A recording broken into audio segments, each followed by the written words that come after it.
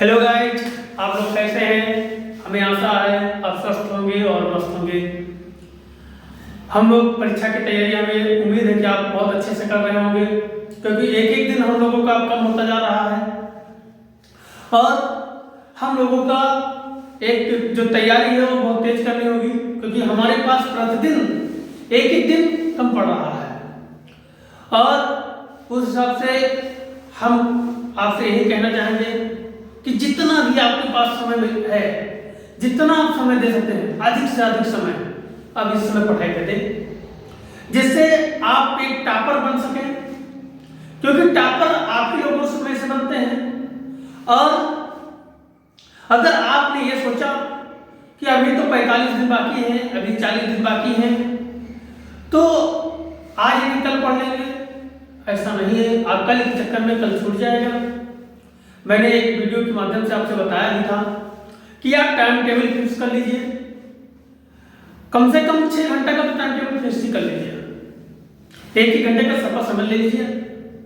और एक भी मैंने बताया था कि जो याद करिए उसको नोट बना लीजिए, जो क्वेश्चन आपको याद हो, जैसे भी टूटी फूटी जैसे भी भाषा में आपको याद हो, उसको आप एक नोट के माध्यम से तैयार कर लीजिए। जब वो तैयार कर लेंगे तो क्या होगा, जब परीक्षा हाल में आप पहुंचेंगे उससे पहले, यानी कि 2 घंटे पहले, 1 घंटे पहले आपने एक हल्की निगाह से देख लिया, यानी बहुत तेजी निगाह में देख लिया, तो अगर क्वेश्चन मिल गया तो आप कॉन्फिडेंस लेवल होगा वो बहुत बढ़ जाएगा कि ये तो अभी मैंने पढ़ा था, ये क्वेश्चन मेरे में आ गया, ये तो मुझे आंसर आता है और आप लिख सकते हो। तो इसलिए आते हैं आज फिर वही नई एक टॉपिक के साथ, जो आपके परीक्षा में महत्वपूर्ण चैप्टर आपका अर्थव्यवस्था से, इकोनॉमिक्स से, क्योंकि इससे पहले हमने हिस्ट्री का देखा था, यूरोप में राष्ट्रवाद और भारत में राष्ट्रवाद। वहां ये दोनों चैप्टर इतने महत्वपूर्ण चैप्टर हैं कि आपने इसको कंप्लीट कर लिया तो जो 15-20 नंबर इतिहास से आते हैं उसमें से 10 नंबर आपके पक्के हैं दोनों चैप्टर से। 10 मैंने मिनिमम नंबर बताया, उसी में से मानचित्र आ जाता है, उसी में से भौगोलिक आ जाता है, उसी में से वर्णनात्मक फर्स्ट सेकंड दोनों आ जाते हैं उसी 2 चैप्टर से। तो अगर हम 2 चैप्टर पढ़ लो, 10 नंबर हमारा बीट हो जाए, 10 से ज्यादा हो सकता है तो नहीं होगा, तो बहुत है। उसी आज हमें अर्थव्यवस्था में हमने आपको और क्या कहते हैं, अर्थव्यवस्था नहीं, आज हमारा टॉपिक होगा राजनीति शास्त्र से, लैंगिक धर्म और मसले। ठीक है, तो हम लिख लेते हैं हमारा आज का जो आज का ठीक है, यानी विषय जाति, धर्म और लैंगिक मसले। लैंगिक मसले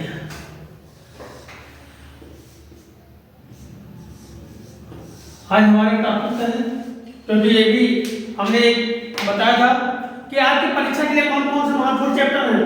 उसमें एक आपका जाति, धर्म और लैंगिक मसले भी महत्वपूर्ण चैप्टर है, जिसमें आप जानते होंगे जात क्या है। ये जात जो है ये पहले वर्ण व्यवस्था थी। क्या थी? वर्ण व्यवस्था थी। वर्ण व्यवस्था कैसे थी कि ब्राह्मण,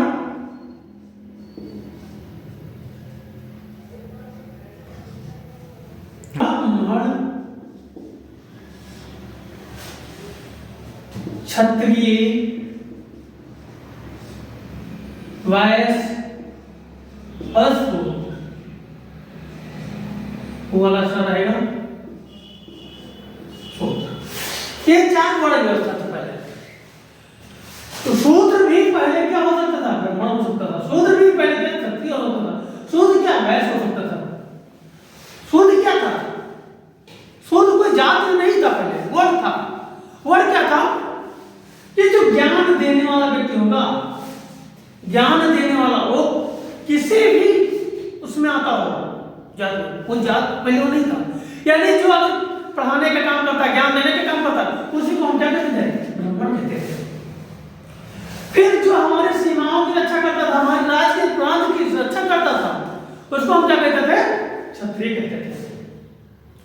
जो हमारे देराज के लिए, प्रांत के लिए व्यवसाय का काम करता था, व्यापार का काम करता था, आर्थिक का काम करता था, वो क्या कहलाता था? वैश्य कहलाता था। जो सेवा का काम भाव देखता था, जो सेवा का काम देखता था, उसको हम क्या कहते थे? शूद्र कहते थे। वहां जात नहीं थी। जैसे घर में हम 4 भाई हैं, तो चारों का काम क्या होता है? बट जाता है। बड़ा बड़ा काम कोई दूसरा देखेगा, छोटा मंझला कोई काम दूसरा देखेगा, संझला जो होगा दूसरा देखेगा, और छोटा कोई दूसरा काम देखेगा। ऐसे काम बटे हुए थे सबके, जात नहीं थी। लेकिन धीरे धीरे क्या हुआ? ये जात में बदल गया, यानी कि सभी लोग अलग अलग, उसका एक जो जीने की प्रक्रिया थी उसमें अलग अलग तरीके से प्रवर्तित हो गया। ये जात का रूप ले लिया। आगे देखेंगे अब आज जात कैसे है? जो चमड़ा का काम करता था उसको दूसरा कर दिया, जो साग सब्जी का काम करता था उसको दूसरा, जो यानी क्या था? जो कर्म काम कार्य करने का जो था उनका, उसी को क्या बना दिया? जात बना दिया। आगे क्या होगा आने वाले समय में? कोई वकील है, अध्यापक है,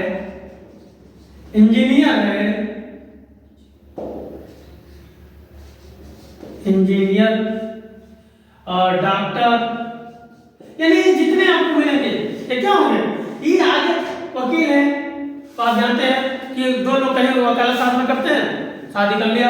डॉक्टर है तो डॉक्टर के साथ शादी करते हैं, अध्यापक है तो अध्यापक के साथ शादी करते हैं, इंजीनियर है तो इंजीनियर वाली लड़की, यानी चाहे लड़का हो या लड़की, दोनों ऐसे रिश्ते देखकर करते हैं। आगे क्या होगा? ये भी एक अपने आप को जात मानने लगे। ये मास्टर जात के हैं, ये वकील जात के हैं, डॉक्टर जात के, ये अपने आप को बांट लेते हैं। जबकि हमारा भारत क्या है? धर्मनिरपेक्ष देश है। जहां पे बात आती है धर्म की, धर्म क्या है? धर्म वो हमें जीने की एक राह है, जो हमारी संस्कृति, हमारी बोलचाल, हमारा रहन सहन आदि धर्म को बताता है। यानी जीने की तरीका हमारा क्या होता है? धर्म होता है। लेकिन हमारे यहाँ किसी प्रकार का कोई धर्म को मानता नहीं दी गई है। चाहे हिंदू हो, चाहे मुस्लिम हो, चाहे सिख हो, चाहे ईसाई हो, चाहे क्या कहते हैं बौद्ध हो, चाहे जैन हो, सभी को अपने अपने जो हमारा संविधान है, संविधान में इस चीज को हमको अलग अलग व्याख्या देता है कि हम सभी लोग अपने अपने अनुसार कार्य कर सकते हैं, अपने अनुसार हम जिसको चाहे उसको मान सकते हैं। दूसरा शब्द आता है लैंगिक मसले। लैंगिक मतलब क्या होता है? लिंग, यानी आप व्याकरण में पढ़े होंगे, लिंग 2 प्रकार से होता है। एक क्या होता है? स्त्री, एक होता है पुरुष, और एक आता है ट्रांजेक्शन, यानी कि जेंडर, एक तीसरा।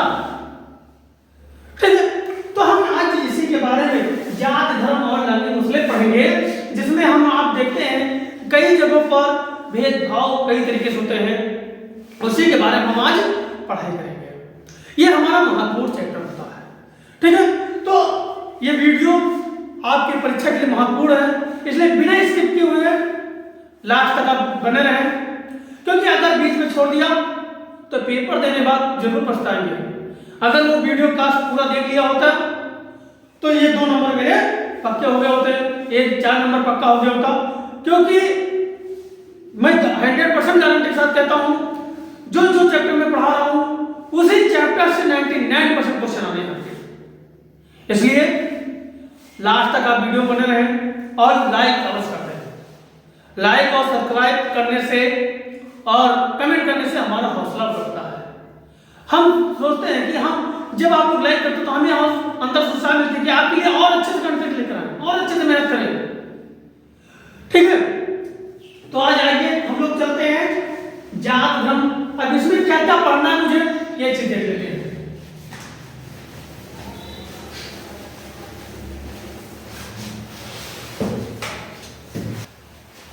तो इसके अंतर्गत हमको क्या क्या पढ़ना है ये हम देख लेते हैं।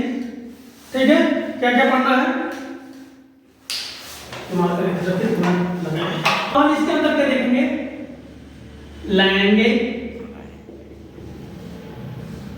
लैंगिक मसले,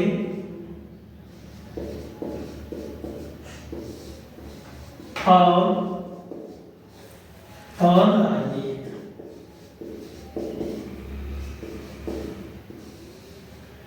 क्या देखेंगे? लैंगिक मसले और राजनीति। दूसरा हम क्या देखेंगे? दूसरे पॉइंट में निजी और सार्वजनिक श्रम विभाजन।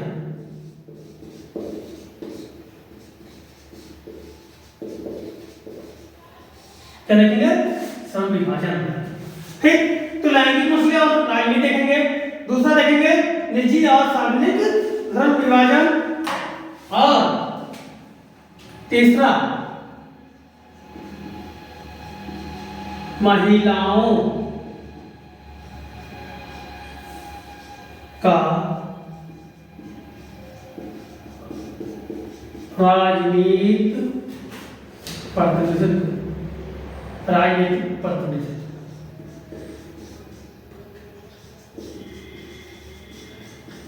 यानी तीसरा पॉइंट क्या देखेंगे इसमें?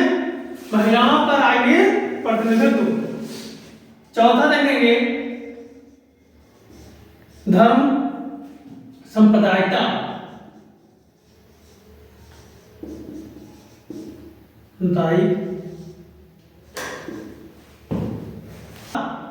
और राजनीति।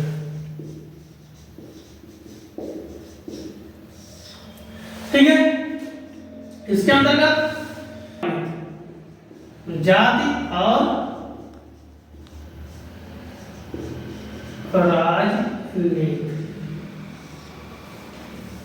अगला देखेंगे भारत की सामाजिक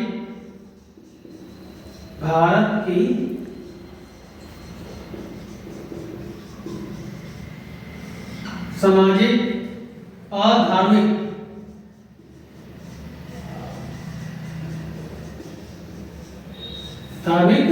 विविधता।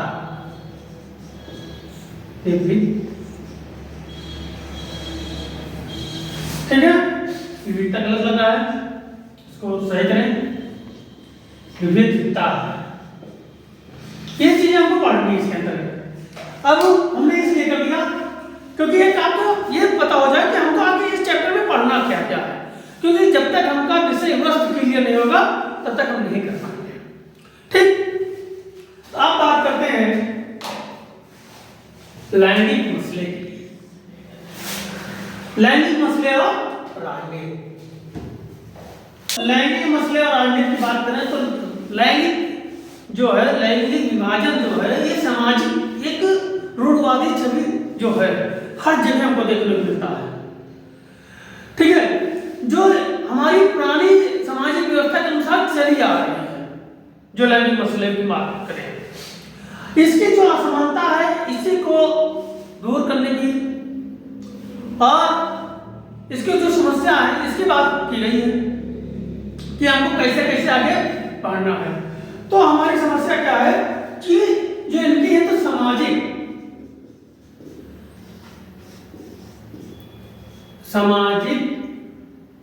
असमानता। ठीक, क्या है ये असामाजिक असमानता? लैंगिक मसले जो क्या है? सामाजिक असमानता। ये जो सामाजिक असमानता ये हर जगह देखने को मिलती है। क्या होता है? हर जगह देखने को मिलती है, जगह देखने को मिलती है। ठीक, और इसको क्या करते हैं? इस सामाजिक परिवर्तन को लोग प्राकृतिक व स्वाभाविक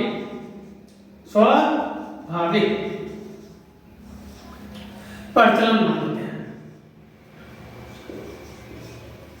प्रचलन जो अपरिवर्तनीय है, बताते हैं अपरिवर्तनीय।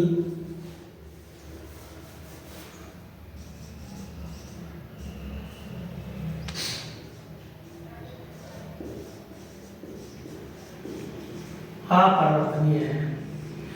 ठीक है, यानी जो लैंगिक मसले हैं ये सामाजिक का समानता मिलती है। उसमें क्या हर जगह देखने को मिलती है, यानी कि किसी एक क्षेत्र में देखने को मिलेगी, ये हर जगह देखने को मिलेगी। लेकिन ये क्या मानते हैं कि जो समाज के लोग हैं ये प्राकृतिक और स्वाभाविक है, जो प्रचलन में है, ठीक है, ये अपरिवर्तनीय, बदलाव नहीं जा सकता, परिवर्तन नहीं किया जा सकता, कुछ रूढ़िवादी व्यवस्था बना दी गई। तो ये आपका एक पॉइंट, दूसरा पॉइंट, और तीसरा पॉइंट क्या है कि जो स्त्री और पुरुष की बनावट से नहीं, यानी जो स्त्री है, स्त्री व पुरुष के बनावट से नहीं, बल्कि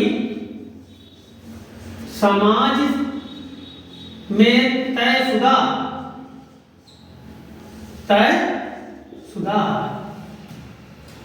प्रचलित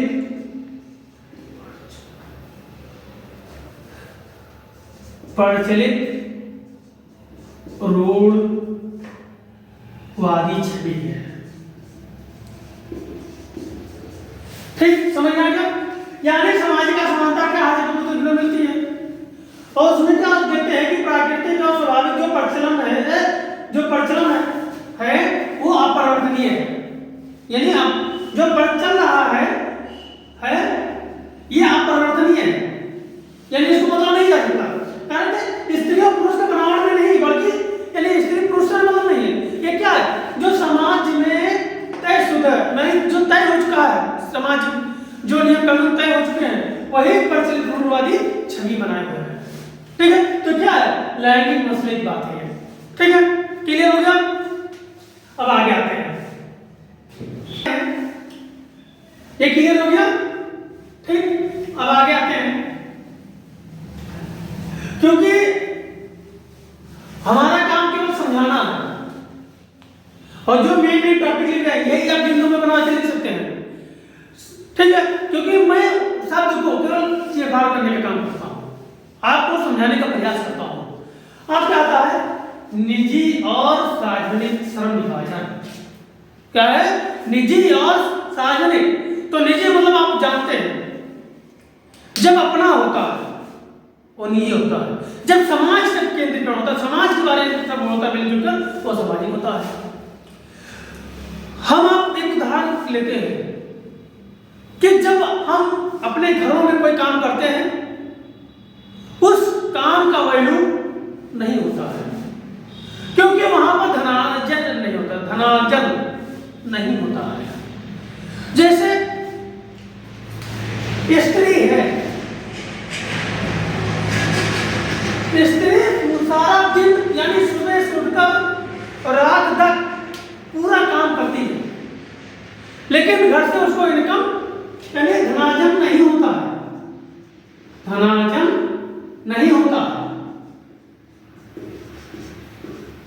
तो गांव में उसमें हम लोग क्या करते हैं, आप घर ही में तो रहती हो, आपका काम क्या है, आप घर ही में तो रहती हो, आपका काम क्या है, चौका बर्तन करते हो, इसके बाद कुछ काम नहीं। क्यों? क्योंकि हम उस काम को वैल्यू नहीं देते हैं। क्यों वैल्यू क्यों नहीं देते हैं? क्योंकि वहां पे धन का कोई स्रोत नहीं बन पा रहा है। हम आप बांट लेते हैं कि खाना बनाना स्त्रियों का काम, बर्तन झाड़ू पोछा स्त्रियों का काम, बच्चे पालना स्त्रियों का काम, घर गृहस्थी का स्त्रियों का काम, जो बाहर का काम है वो पुरुषों का। यानी हम क्या करते हैं, उसको हम एक जो लैंगिक असमानता है उसके तहत हम क्या करते हैं, वो आदि जो छवि हमारे लगी उसको हम बांट लेते हैं, और हमारी ये मानसिकता होती है कि औरतों का काम चार दीवारी के अंदर रहकर कार्य करना। तो ये हमारी क्या आ जाती है, इसको हम कोई किसी प्रकार का वैल्यू नहीं देते। लेकिन जब यही स्त्री बाहर जाकर चाहे मजदूरी के रूप में, चाहे किसी ऑफिस में या किसी फैक्ट्री में काम करती है और उस काम के बदले धन मिलता है, तो वो धन क्या आ जाता है, महत्व में आ जाता है। वैसे यहां पे घर पे काम किया, घर के काम में धन नहीं मिला, महत्वहीन हो गए, लेकिन यहां पर महत्व बढ़ गया। आप देखते होंगे आज शादी विवाह होता है, घर में खाना बनाने वाले जेंट्स, सारे काम करने वाले जेंट्स आपको मिलते हैं। क्यों? क्योंकि वहां से उनको धन मिलता है, और वो धन मिलता है इसलिए वो क्या करते हैं, महत्व में है। वैसे स्त्रियां जब जगह जगह काम आप देखते होंगे, आपके यहाँ देश चलाने में महत्वपूर्ण भूमिका निभा रही है थी महिला। अगर हम जनपद की बात करें, यहाँ मेन पदों पे हमारे महिलाओं का वर्चस्व है। लेकिन ये ऐसे वर्चस्व नहीं आया, ये सामाजिक जो रूढ़वादियां थी इसको इन्होंने तोड़ा। जो लैंगिक असमानता थी उससे निपटा, उसे उसका सामना किया, तब जाकर यहाँ पहुंचे। तो हम इसको आइए कुछ पॉइंट कर लेते हैं। तो इसको हम रख कर दें, इसको भी रख कर देना है, ठीक है। जो टॉपिक पढ़ रहे हैं उसको हम लेके चलें।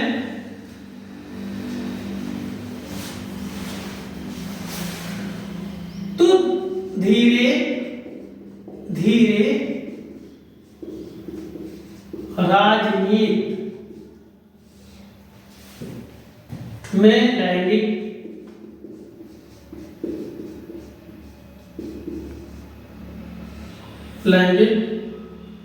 मुद्दे,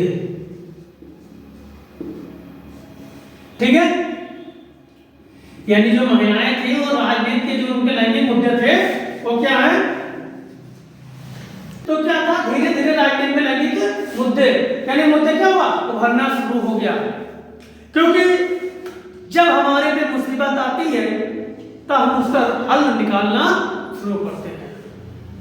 जब जो ये लैंगिक समानताएं थी, सामाजिक समविभाजन था, तो ये रूढ़वादी प्रचलन बन चुका था कि महिलाएं चार दीवारी के अंदर ही काम करेंगी, और जो उनसे कोई धन अर्जित नहीं होता था तो उनका महत्व नहीं होता था।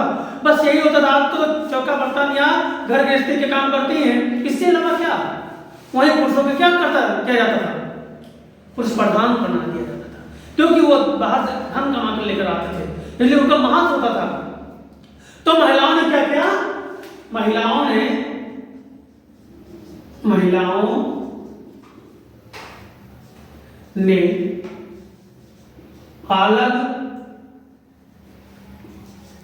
अलग अलग क्षेत्रों में संगठन बनाने का कार्य किया।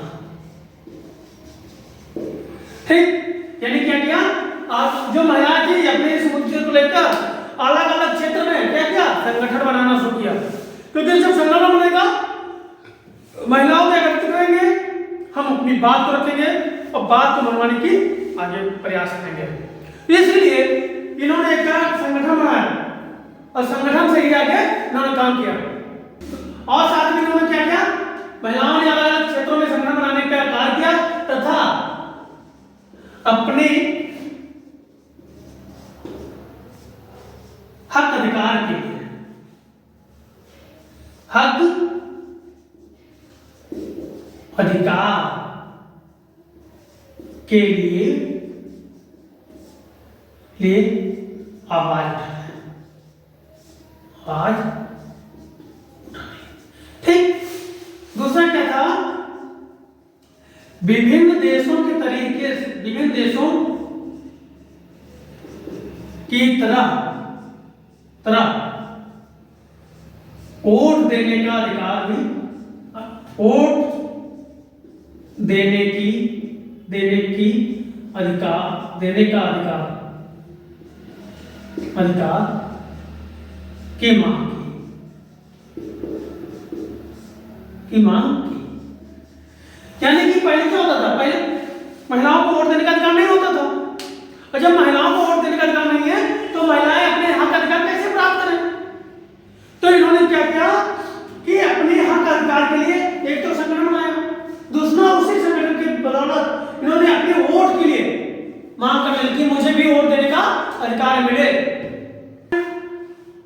आप पहले के दशा में देखे होंगे कि हाँ, जो हमारे घर के लोग होते थे ये भेदभाव करते थे।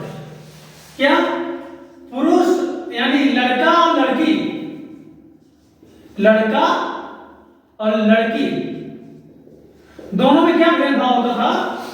लड़के को पढ़ाते लिखाते थे, लेकिन लड़कियों को स्कूल नहीं भेजते थे, उच्च शिक्षा ग्रहण करने के लिए नहीं भेजते थे। तो इसका भी इन्होंने क्या किया?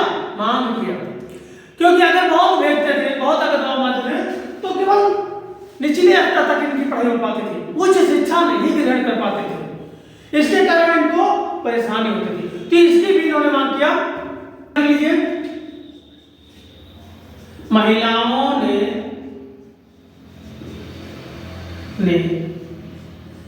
राजनीति व वैधानिक दर्जे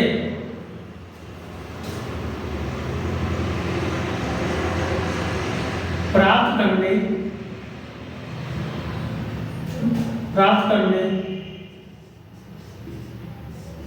के लिए निचले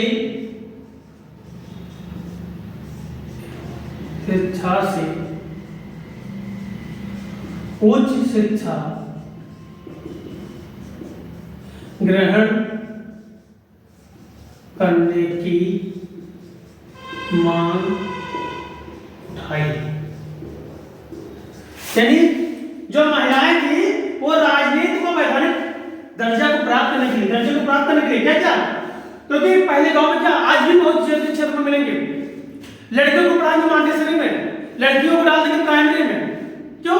क्योंकि लड़कियों को आईएएस की तैयारी कराना है, और मानसिकता क्या है कि लड़कियां जो है वो घर पे जाके दूसरी जगह जाके घर गृहस्थी संभालेंगी। ये आज भी बहुत जगह प्रचलन है।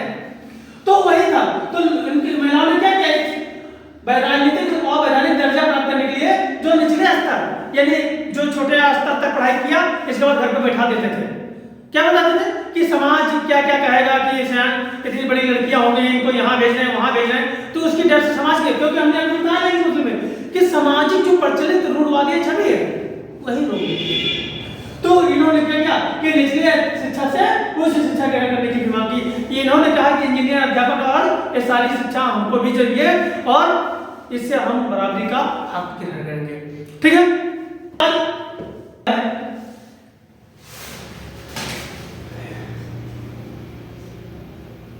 मूलगामी, यानी जो पुरानी परंपरा, जो मूल है, उसको क्या क्या मूलगामी बदलाव के लिए महिलाओं ने आंदोलन करके घर परिवार में भी बराबरी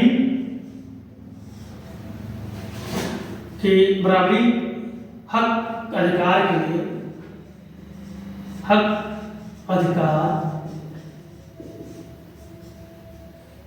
की लड़ाई लड़े। यानी कि जो उच्च शिक्षा ग्रहण नहीं करने देते थे, या जो मानसिकता थी लड़के और लड़कियों को अंतर करने का, वो मानसिकता को दूर करने के लिए ये महिलाएं जो थी उन्होंने अपने घर के लिए भी लड़ाई लड़ी कि हमको बराबर हक दिया जाए। ठीक है? तो ये क्या था, ये धीरे धीरे जो राजनीति में लैंगिक मुद्दे उभरे, यानी जाहिर सी बात है जब हम किसी को सताना शुरू करेंगे, किसी को पता करना शुरू करेंगे, तो क्या करेगा वो? धीरे धीरे मुद्दे खोजने लगेगा कि मैं इससे निजात, समस्या का हल कैसे करूं। तो इन लोगों ने, महिलाओं ने धीरे धीरे ये काम किया। जब लोगों ने ये सम्मान किया और बढ़ चढ़ के आंदोलन लिया, तो इसी आंदोलन को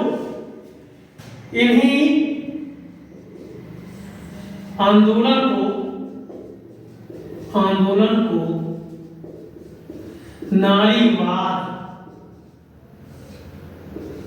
कहा जाता है। यानी जो नारी है, नारी अपने विचार को, अपनी बात को मांग कर रही हैं, हक अधिकार की मांग कर रही हैं, अपनी बात मनवा रही हैं, उसी को हम क्या कहते हैं?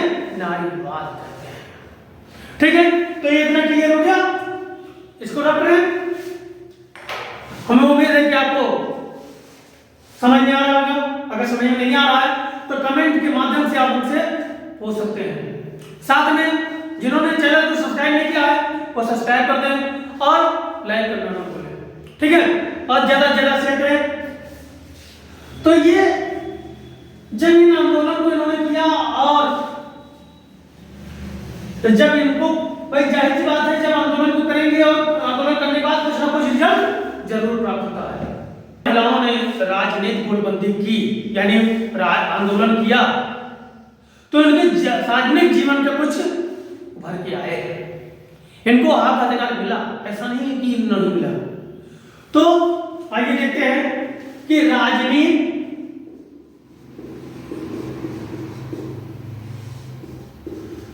गोलबंदी ने सार्वजनिक जीवन में औरतों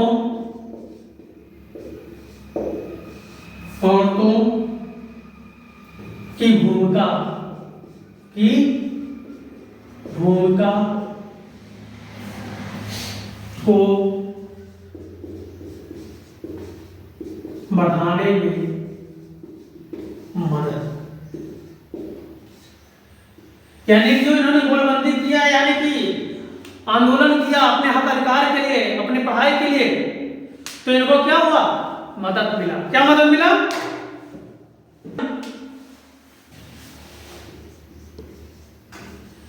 के समय महिलाएं वैज्ञानिक,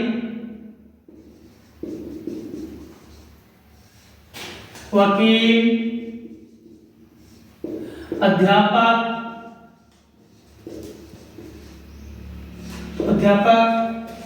वैज्ञानिक, वकील, अध्यापक, डॉक्टर,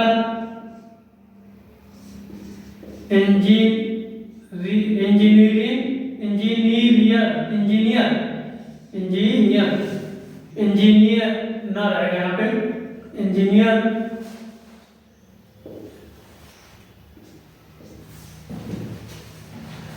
प्रबंधक, व्यवसायी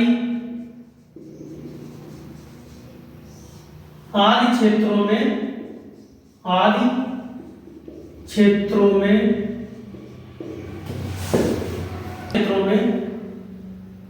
कार्यरत हैं। यानी जब ये सब किया है तो क्या भूमिका बन गई कि आज के समय में हर क्षेत्र में देखो, चाहे अध्यापक की लाइन हो, चाहे इंजीनियर की लाइन हो, चाहे डॉक्टरी का हो, चाहे वकालत का हो, चाहे व्यवसाय का हो, यहां तक देश के चलाने में, यानी आगे शब्द और जुड़ सकते हैं, देश चलाने में, देश व राज्य, जिला, ये सभी चलाने में कार्यरत है। ये सभी चीज में आगे आते हैं। आप जानते हैं कि हमारे देश के प्रथम राष्ट्रपति, महिला राष्ट्रपति कौन था? महिला राज्यपाल कौन हुई? महिला लोकसभा अध्यक्ष कौन हुई? सभी लोग जानते हैं। कमेंट बॉक्स के माध्यम से बताइएगा। ठीक है, दूसरा पॉइंट आता है, महिलाओं को किसी लायक नहीं माना जाता था, तो कुछ जगहों पर, कुछ देशों में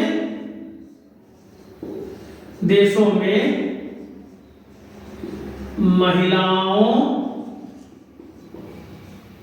को लायक मानने लगे, जैसे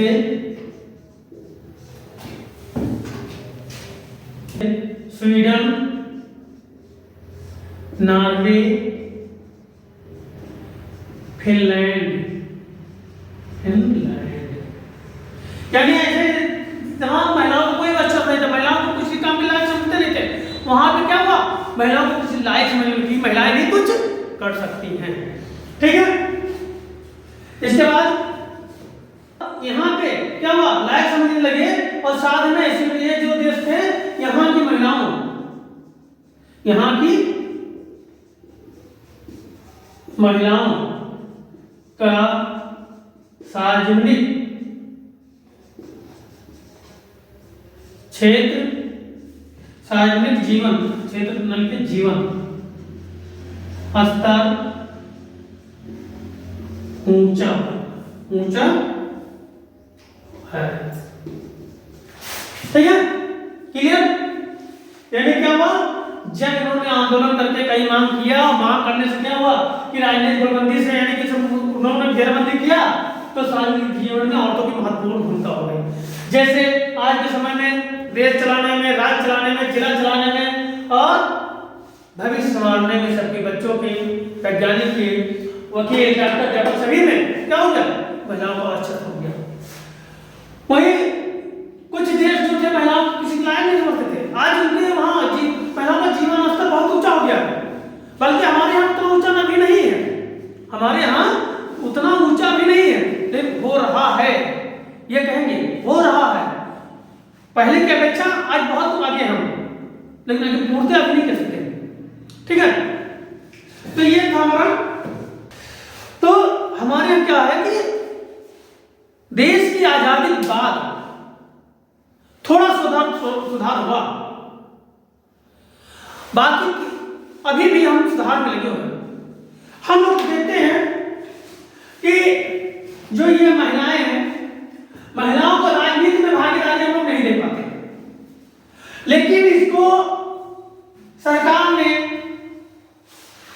स्थानीय सरकार में जगह दी। स्थानीय सरकार में 1/3 यानी 33% महिलाओं को अधिकार दिया गया। 1/3 हिस्सा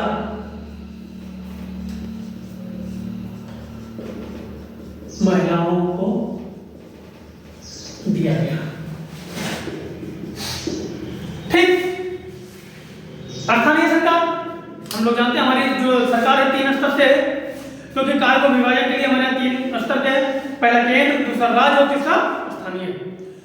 स्थानीय सरकार जो है यानी ग्राम प्रधान है, नगर पालिका है, ये सब जो है, इसमें अगर ग्राम प्रधान चुनना तो 100 में 33 महिलाएं प्रधान होंगी, इन्होंने अधिकार दिया।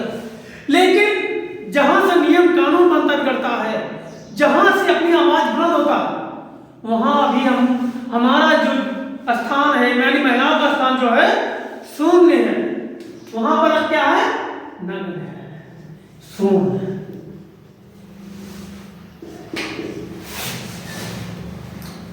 अगर हम 2014 के लोकसभा चुनाव की बात करें तो वहां पर महिलाओं की स्थिति बहुत कम थी। वहीं अगर हम 2017 या 22 की विधानसभा चुनाव की बात करें, वहां केवल मात्र 5% महिलाएं ही विधानसभा में पहुंची थी। तो वहां तो प्रतिनिधित्व कम है। प्रतिनिधित्व मतलब क्या होता है, प्रतिनिधि शब्द देखा गया, उसकी भी व्याख्या कर लेता हूं कि जो क्षेत्र निर्धारित है, जैसे हमारे यहाँ क्या है, अगर उत्तर प्रदेश की तो 400 कितने 3 राज्यसभा विधानसभा की सीट है, यानी इतने प्रतिनिधि चुन के जाते हैं। यानी जो एक क्षेत्र होता है, उस क्षेत्र में से जो जनता एक अपने अगुवा या नेता को चुनकर जो भेजती है, वही उनका क्या होता है, प्रतिनिधित्व होता है। यानी जो हम विधायक सांसद को चुन के भेजते हैं, वो हमारे प्रतिनिधि हैं, वो हमारे लिए वहां पर काम, क्योंकि हम सभी तो जा नहीं सकते संसद में, तो एक हम सब लोग मिलकर एक अपना नेता यानी प्रतिनिधि चुनकर भेज देते हैं कि वो जाएगा हमारे क्षेत्र के लिए विकास कार्य करेगा, तो वो प्रतिनिधि था। तो अगर हम लोकसभा या राज्यसभा में देखें तो हमारी स्थिति बहुत शून्य है। लेकिन अभी 1 दिसंबर में जो शीतकालीन सत्र चल रहा था, उससे पहले एक अध्यादेश आया था, उसमें जो बहुत समय से लंबित विधेयक थी कि महिलाओं को भी संसद में, विधानसभाओं में हिस्सेदारी ज्यादा से ज्यादा मिले। वो बिल नारी शक्ति बंधन पास हुआ। अब वहां पर भी महिलाओं का बोलबाला होगा, आदि महिलाएं होंगी, लेकिन ये लंबे समय तक लंबित था। तो हम आइए हम पहले 2014 का और इसका आते हैं। क्योंकि हमारा देश क्या था, हमारा देश पृथ्वी प्रधान था,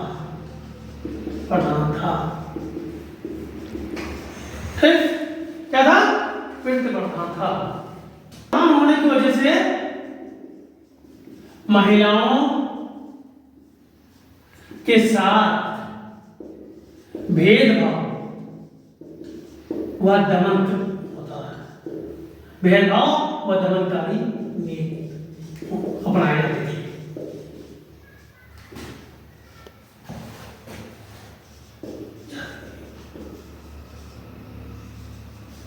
ठीक, यानी पृथ्वी प्रधान होने से क्या था, उनके साथ भेदभाव किया जाता था, साथ में उनके दमनकारी यानी दबाने के काम किया जाता था। लेकिन जैसे जैसे हमारे यहाँ महिलाओं को अधिकार मिलना शुरू हुआ तो महिलाएं भी अपन आगे बढ़ना शुरू किया। जैसे शिक्षा,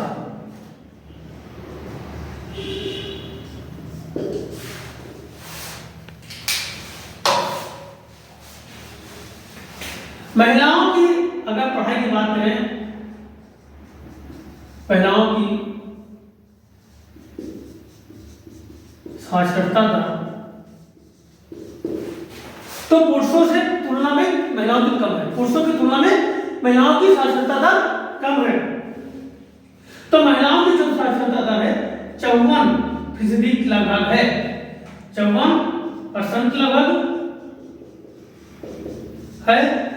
वही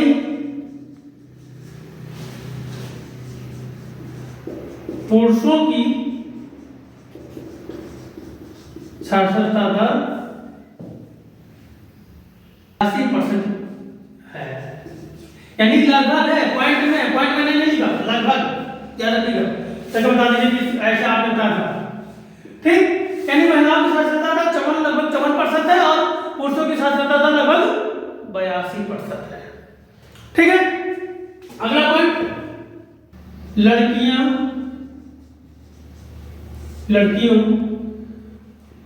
की उच्च शिक्षा में पहुंच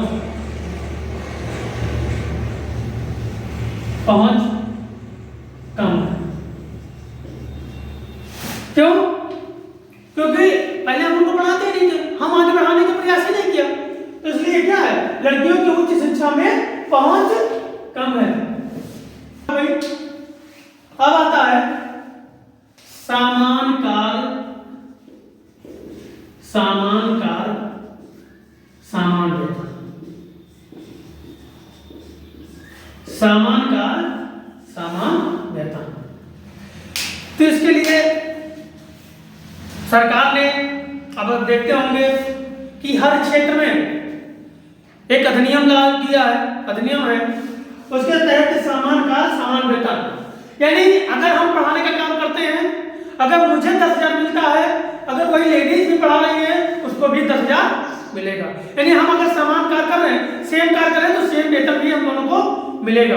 पहले क्या होता था, मजदूरी अगर कोई करने जाता था, गांव क्षेत्र की बात करते हैं, गांव क्षेत्र में कुछ क्षेत्रों में आज भी देखने को मिलता है। तो गांव क्षेत्र में क्या था कि यहाँ पर 2 हिस्से में बटे थे, पुरुष वर्ग और महिला। ठीक, जब महिला काम वही करने जाती थी, यानी जैसे हम खेत की निराई की बात करें, इसकी खेत की निराई करने, तो जब ये खेत की निराई करने जाते थे तो इनको मजदूरी अगर 100 रुपए मिलती है तो इनको 120 130 मिलती है, यानी लगभग 20 से 30% इनको ज्यादा मिलती थी। काम सेम था। अगर ये बोझ उठा रही है, ये भी बोझ उठा रहा है, ये बोझ उठा रहा है, ये भी बोझ उठा रही, लेकिन काम से होने के बाद भी महिलाओं को महत्वहीन समझा जाता। इनकी हम क्योंकि रूढ़वादी जो छवि थी, इनको हम कम आंकते थे कि इनकी जो वेतन थी समान काम समान वेतन के तरीके से नहीं था। लेकिन अधिनियम आया और अधिनियम के तहत अब हर जगह क्या होता है, समान कार्य और समान वेतन मिलता है। समझ में आ गया? इसको रख करते हैं, ठीक है, इसको क्या कहते हैं, रख करते हैं।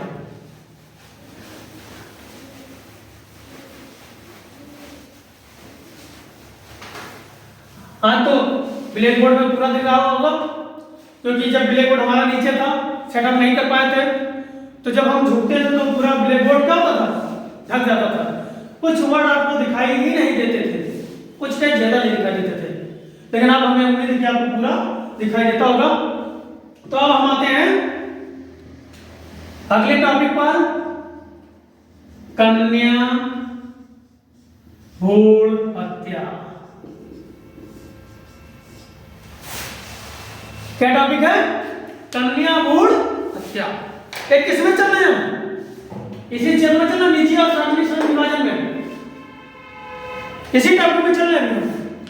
तो जो हमारा कन्या भ्रूण हत्या, पहले लोग क्या करते थे, जैसे उनको पता चलता था कि ये कन्या है, लड़की है, तुरंत मार देते थे। जन्म लेने से पहले उनको खत्म करवा दिया जाता था। क्यों? क्योंकि ये इसको अपना बोझ समझते थे, जो क्योंकि पृथ्वी प्रधान देश था, समझते थे कि पहला ये होगी, इसके पढ़ाई लिखाई का खर्चा होगा, साथ में इसके शादी में दहेज का खर्चा होगा। क्या होगा? दहेज में खर्चा होगा, डबल खर्चा होगा। लेकिन दोस्तों ये बताओ, अगर जन्म ही नहीं हुई, यानी तो ये संसार कैसे चलेगा? क्या पृथ्वी प्रधान से देश चल सकता है? स्त्री पुरुष एक दूसरे के पूरक हैं, इसलिए एक कन्या भ्रूण हत्या के लिए एक अधिनियम आया और सरकार ने कहा कि अगर कन्या भ्रूण हत्या होती है, अगर पता चलता है, तो सजा उसको होगी, जेल होगा। ठीक है, तो ये कन्या भ्रूण हत्या पहले होती थी। इसके बाद अब कन्या भ्रूण हत्या में क्या अलग अलग क्षेत्रों में देखेंगे, 1000 पुरुषों पर कहीं 950 महिलाएं मिलेंगी, कहीं 914 मिलेगी, कहीं 850 मिलेगा, तो कहीं 800 महिलाएं मिलेंगी। यानी अलग अलग क्षेत्रों में ये तुलना बिल्कुल मिलती है। यानी 1000 पुरुष है, अलग अलग स्टेट में कहीं ये मिलेगा, कहीं ये मिलेगा, और कहीं ये मिलेगा, और कहीं ये मिलेगा। यानी 1000 पुरुषों पर अगर उत्तर प्रदेश में मान लिया 950 स्त्री है, तो कहीं दूसरे राज्य में 914 है, तीसरे राज्य में 850 है, और कहीं 800 है। ये अलग अलग अनुपात। अब कहीं ऐसा नहीं है, कहीं 1000 पुरुषों पर इनकी संख्या 1000 से ऊपर भी है, यानी 1100 समथिंग धर लो, या 1100 या 50। कुछ क्षेत्र में ये भी है, ऐसा नहीं है, इनका नहीं कह सकता, कुछ क्षेत्र में ये भी है। ठीक है, आगे बढ़े, समझ में आ गया कन्या भ्रूण हत्या? चलिए इसको रख करते हैं।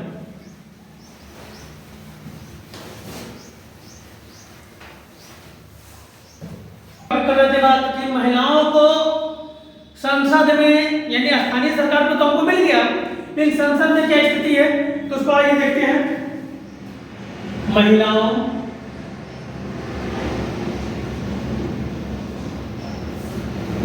का राजनीतिक प्रतिनिधित्व, राजनीतिक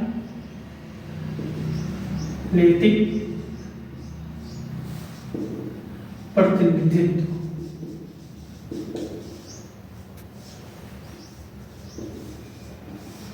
ठीक, तो क्या है, भारत में, भारत के संसद में,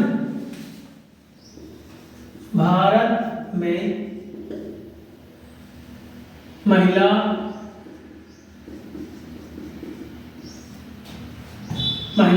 की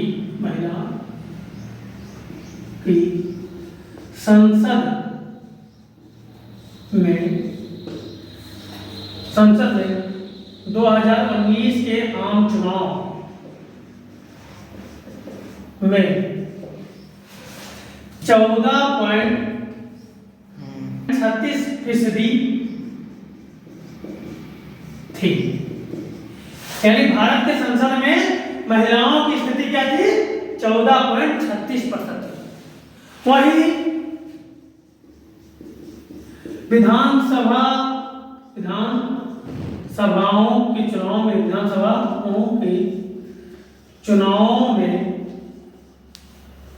में 5% हिस्सेदारी है। यानी इससे भी गंभीर देखने को मिलता है। यानी अगर हम महिलाओं की राजनीतिक प्रतिनिधित्व की बात करें तो संसद 2019 चुनाव जो हुआ उसमें कितना लगभग देखने को मिला? 14.36% थी। वही विधानसभाओं के चुनाव में 5% हिस्सेदारी। यानी अगर 100 सांसद है यस तो उसमें 14 केवल महिलाएं मिल रही है। अगर 100 विधायक है केवल 5 विधायक महिला देखने को मिल रही है। ठीक है, यानी स्थिति बहुत नाजुक बनी हुई है। इसलिए अभी हाल ही में नारी शक्ति बंधन आया। अब तो इनको बराबर का यानी आधे पुरुष आधे महिलाएं ये भी अपनी आवाज वहां उठा सकते हैं। इस मामले में अफ्रीका, लैटिन अमेरिका आदि विकासशील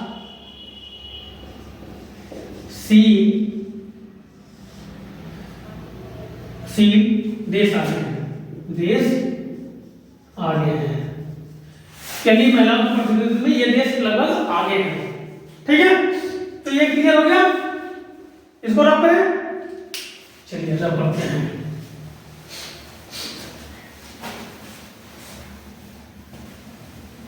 अब आता है इसको बढ़ाने के लिए आरक्षण की जरूरत। क्या संख्या बढ़ाने के लिए यानी प्रतिनिधित्व। हमने अभी आपको एक पॉइंट में बताया कि वहां पर महिलाओं को 33% स्थानीय सरकार में दिया गया, लेकिन आप इनको राजनीतिक रूप में विभाजन के लिए इनको महत्व देना बहुत जरूरी हो गया है। जो एक राजनीति के रूप में प्रतिनिधित्व के रूप में देखना चाहिए सरकार को। ठीक है, जब महिलाओं को हम आगे बढ़ाएंगे पुरुषों के समान वो भी अपने हक अधिकार की बात रखेंगी और हमारे देश के विकास में आगे बढ़ेंगे। ठीक है, तो आज का वीडियो आज क्लास यहीं तक। आगे हम पढ़ेंगे धर्म कि धर्म क्या है। आज हमने यहीं तक देखा निजी और सामाजिक विभाजन। ठीक है, तो अगला पार्ट नेक्स्ट वीडियो में। लेकिन जिन्होंने चैनल को सब्सक्राइब नहीं किया है, लाइक नहीं किया है, कमेंट नहीं किया है, शेयर नहीं किया है, तो अवश्य कर दें, क्योंकि एक ज्ञान ही ऐसा चीज है जो बांटने से बढ़ता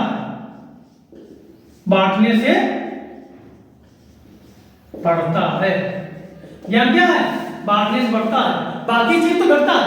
अब जितना अपने ज्ञान का आप तो सबसे बढ़िया जो कोई क्वेश्चन याद करिए, आप अपने हित में को सुना डालिए, बता दीजिए, आपका रिवीजन हो जाएगा, उसको कुछ भला हो जाएगा और वो अस्थायी हो जाएगा। रुपया देने से घटता है लेकिन ज्ञान बांटने से बढ़ता है। तो आज की वीडियो यहीं तक। जय हिंद, जय भारत।